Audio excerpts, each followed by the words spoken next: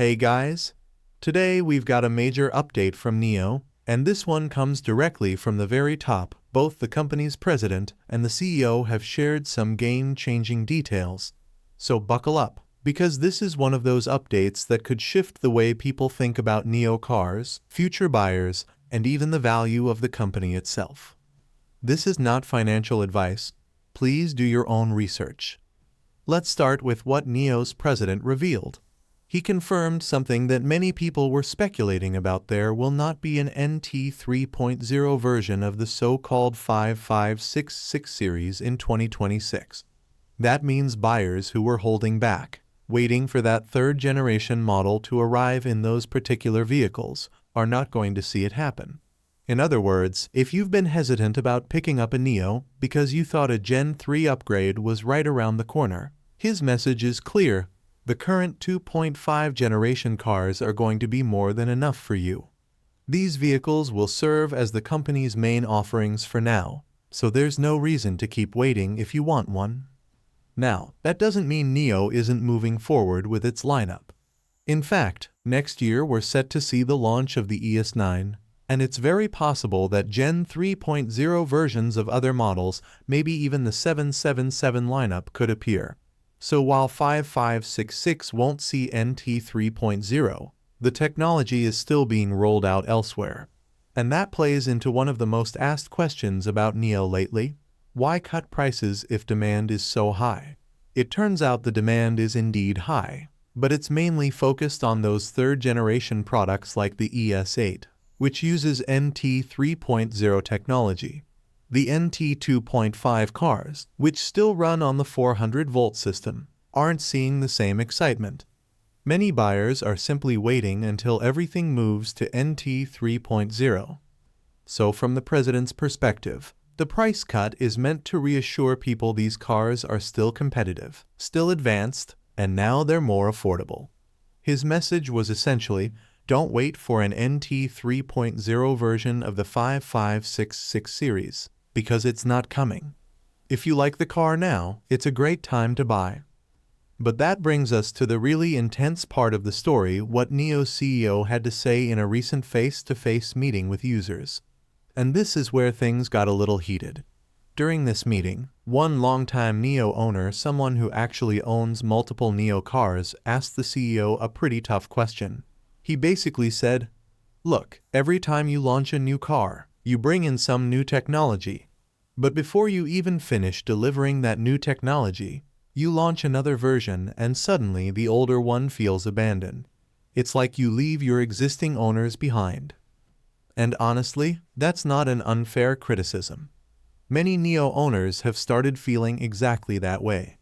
The CEO, though, responded very bluntly. He admitted that after the most recent price cuts, reactions were split. Some people praised the move, while others absolutely hated it. And the main reason for the backlash is depreciation. The second-hand value of NIO's ES8, for example, completely collapsed. The price drop basically destroyed resale values overnight. That especially hurt people who bought a car in 2025, just months before the adjustment. Their brand new car instantly lost a massive chunk of its value.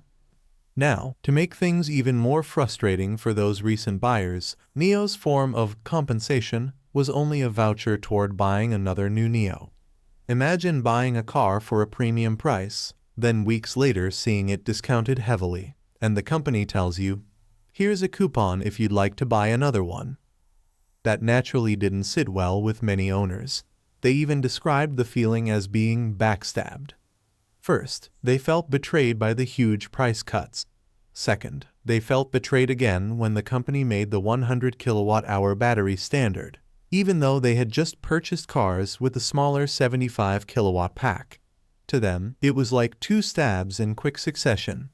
And then, to add insult to injury, the compensation for all of this was just another voucher to spend more money with NIO. As you can imagine, a lot of people were left speechless, wondering how the company could treat loyal buyers this way.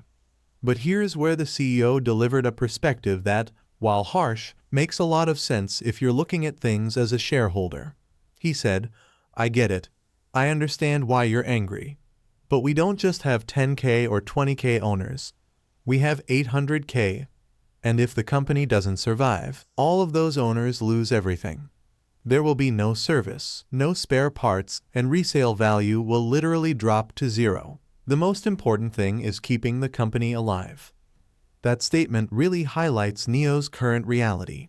Survival of the company has to come first.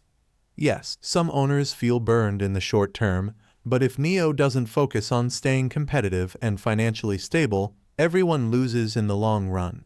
And from an investor standpoint, that's exactly what you want to hear, that the leadership is prioritizing the company's survival above short-term complaints. The CEO also pushed back on the idea that NIO abandons older models faster than anyone else. He pointed out that the market is brutally competitive right now. As an example, Zeekr upgraded its 001 model multiple times in a single year, rolling out a 2023 version, then a 2024 version, and before people had even adjusted, a 2025 version. That's basically an upgrade cycle of just 6 months. Compared to that, NIO's cycle is not nearly as aggressive. So while some customers feel abandoned, the truth is NIO is actually keeping a slower pace than some competitors. This is the reality of the car market right now. Either you innovate constantly and push out new tech, or you slash prices to keep cars attractive. NIO is doing both. On one hand, the ES8 with NT 3.0 is packed with the best tech available, putting real pressure on rivals. On the other hand, the 5566 series relies on price adjustments to stay competitive. It's a two-pronged strategy to survive in a cutthroat market. The CEO also clarified some details about the price cuts. It's not just that the cars are cheaper on paper. They also removed certain perks and incentives. For example, the 5566 series no longer includes 0% financing, and buyers don't get the 140 free battery swap vouchers that used to come with it. Meanwhile, the 777 lineup still includes up to 240 swaps. So, when you add it all up, the real cost difference isn't as dramatic as it first looks. The lower price is balanced out by the removal of perks, and the battery upgrade only seems cheaper because of these changes. Still, the depreciation issue remains very real, and it's a sore point for many existing owners. Cars like the ES8 lost value so quickly that people felt cheated. And yes, it's true, that stings. But the CEO reminded everyone that depreciation is not unique to NIO. All EVs depreciate rapidly. It's part of the current reality of the industry. So while NIO's adjustments hurt, it's not like buying a Tesla, BYD, or Zeekr guarantees rock-solid resale values either. The whole EV market is dealing with steep depreciation curves. So here's where things stand. NIO is facing angry customers who feel betrayed by price cuts and product updates. But the company leadership is laser-focused on survival and competitiveness. For shareholders, this is good news. It shows management is willing to make tough calls to protect the company's future. For owners, though, it's a bitter pill to swallow. The message is basically short-term pain for long-term survival. That's the situation in China right now with NIO. It's messy, it's emotional, and it's creating real tension between the company and its most loyal users. But at the same time, it highlights just how brutally competitive the EV market has become. And for NIO, survival is the priority above all else. Thank you for joining us today. If you enjoyed the video, don't forget to hit the like button and subscribe to our channel for more stock predictions and market insights. Remember to turn on the notification bell so you never miss an update. Happy investing, and see you in the next video.